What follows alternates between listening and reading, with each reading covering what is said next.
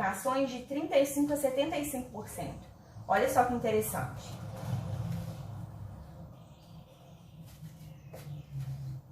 Uma alternativa para essa doença seria o transplante de pâncreas, mas aqui a gente ainda não tem isso. A gente tem que controlar os níveis de glicose pela injeção de insulina, que é o tratamento da maioria dos pacientes. E a gente tem insulinas que tem uma velocidade de absorção muito rápido. A gente faz a aplicação em tecidos subcutâneos, que nós vamos ver isso na aplicação de injetáveis. E aí a gente vai ter o tempo. A gente tem insulinas que fazem ação rapidamente e tem insulinas que fazem ação durante todo o dia. Corresponde a 90% dos casos de todos os diabetes, o diabetes tipo 2, que é a insulina não dependente, ou seja, aquele que nós podemos controlar pelo hábito de vida, ele corresponde a 90% dos casos de diabetes. Cerca de 8 a 10 vezes mais comum do que o tipo 1. Ocorre tipicamente em pessoas com mais de 40 anos e mais comumente vista entre obesos.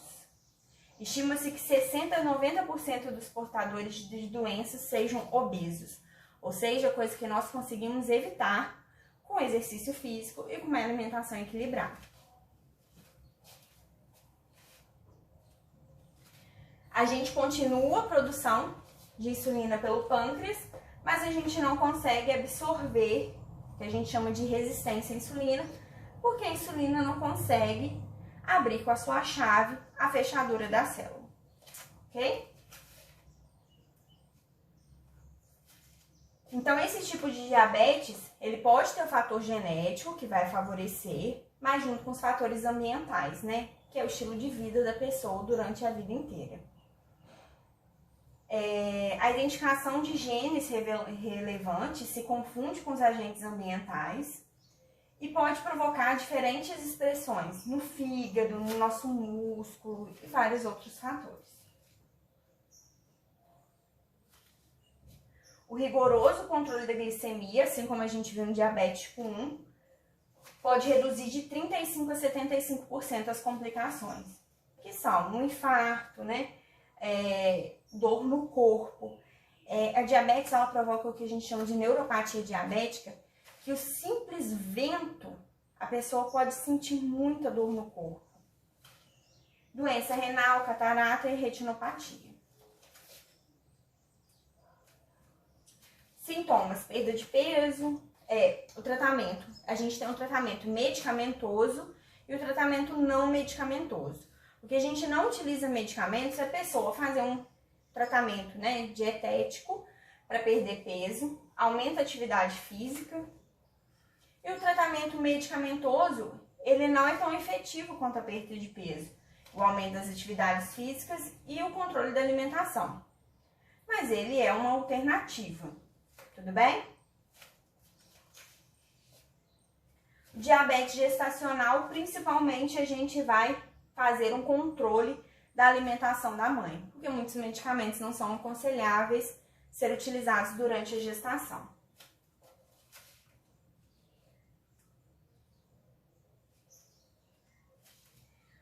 Diabetes tipo 1, então a gente vai necessitar do uso de insulina. Então a gente vai ter que fazer uma insulinoterapia. A insulina de ação rápida é aquela que vai fazer um efeito imediato, acabou de utilizar, já consegue abaixar o nível de glicose, mas o efeito é curto, ou seja, tomou, fez o efeito. Então, próximo da refeição, tem que fazer o uso de novo de insulina. Então, a gente se alimenta, usa, se alimenta, usa. Tem um efeito curto. Tem uma insulina de ação intermediária, que ela demora um pouquinho para fazer a ação e tem uma ação um pouco mais duradoura. E a insulina de ação prolongada. O início de ação é um pouco mais lento, demora mais a fazer o efeito, mas ele consegue fazer efeito durante 24 horas. Então, a gente consegue, né, manter uma alimentação um pouco mais equilibrada, a glicose um pouco mais equilibrada aí. Agora, em questão de medicamentos orais, que nós utilizamos para o diabetes tipo 2. São medicamentos que têm a finalidade de abaixar a glicose. Aí nós temos algumas classes desses medicamentos que a gente vai ver uma a uma. Secretagogos de insulina, sensibilizadores de insulina, inibidores de absorção de carboidratos, sulfoniluredes miniglinas, biguaninas, inibidores da alfa-glicosidase. A primeira classe que a gente tem são os secretagogos de insulina, que eles estimulam a secreção de insulina pelo pâncreas, potencializando a ação da insulina nos tecidos. O que eles fazem? Eles aumentam a quantidade de insulina para poder diminuir a quantidade de glicose na célula, no sangue. Um exemplo é a glibenclamida. Outra classe que a gente tem são os sensibilizadores de insulina, que eles reduzem essa resistência à insulina, ou seja, eles vão agir lá na fechadura da célula, vão modificar aquele receptor para poder a insulina exercer sua ação. Aumenta a capacidade de glicose nos tecidos, aumentando a remoção de glicose no sangue. Reduzem a produção hepática de glicose e reduzem a absorção intestinal de glicose. Ok? Um exemplo seria a metformina. Só que como esse medicamento ele vai agir no intestino também, ele pode no começo provocar uns desconfortos, né? A pessoa pode ter um pouco de diarreia. Então a gente tem um tratamento um pouco dificultado, porque a pessoa pode, né, não estar ali aderindo ao tratamento por causa da diarreia.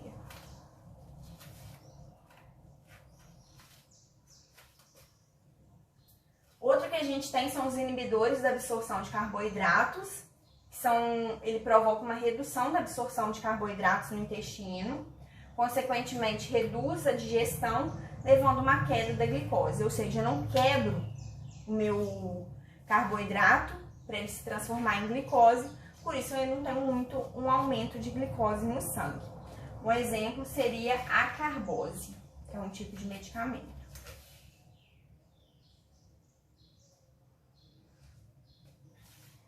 Quais são os cuidados que uma pessoa diabética tem que ter?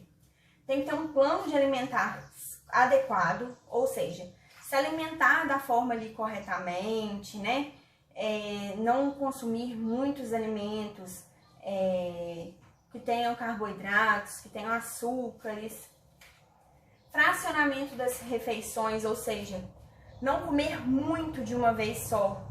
Comer de 3 em 3 horas, porções menores, que isso faz diminuir o pico de glicose, né? Não deixa a glicose subir muito.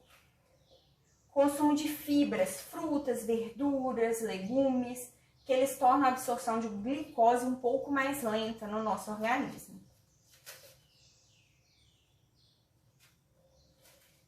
Usar os medicamentos corretamente, porque é o que eu falo com vocês. Às vezes a pessoa não vai estar tendo sintoma, não vai querer tomar porque acha que está curado. A insulina tem que ser conservada na geladeira. O peso tem que manter ele dentro da faixa ideal.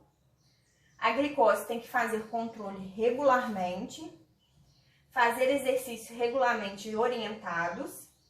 Hiperglicemia e hipoglicemia, atentar para sinais e sintomas.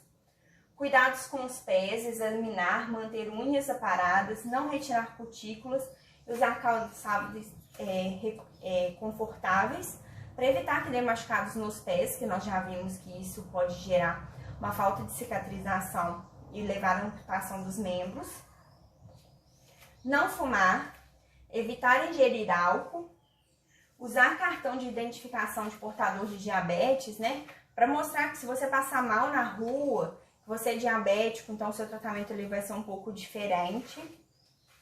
E participar, se houver na sua comunidade, de grupos de diabéticos. Porque as pessoas diabéticas, elas costumam achar, nossa, eu não posso comer nada, eu não quero viver mais, né? Então, se você conviver com outras pessoas diabéticas, você vai ver que essa é uma realidade que é até mais comum do que você imagina e que o controle da diabetes é possível e você pode ter uma vida normal. Tudo bem? Tudo bem até aí, pessoal? Eu vou deixar um vídeo para vocês verem agora, no final da aula, que eu acho ele muito legal, porque porque ele ilustra tudo isso que eu falei. Então vai ser bem bacana para vocês poderem visualizar. E depois que vocês terminarem de ver esse vídeo, eu vou estar disponível para vocês no WhatsApp. Vou passar uns exercícios para vocês pelo WhatsApp também, para a gente poder estar discutindo sobre isso daí, vocês tirando as dúvidas sobre a questão do diabetes, que é uma doença muito importante e muito comum. Tudo bem? Então, espero que vocês assistam o próximo vídeo, que ele é bem legal. E depois eu aguardo vocês no WhatsApp para a gente poder estar tirando as nossas dúvidas e eu passando uns exercícios para vocês fazerem. Tudo bem? Até a próxima aula. Fiquem com Deus. Um beijo.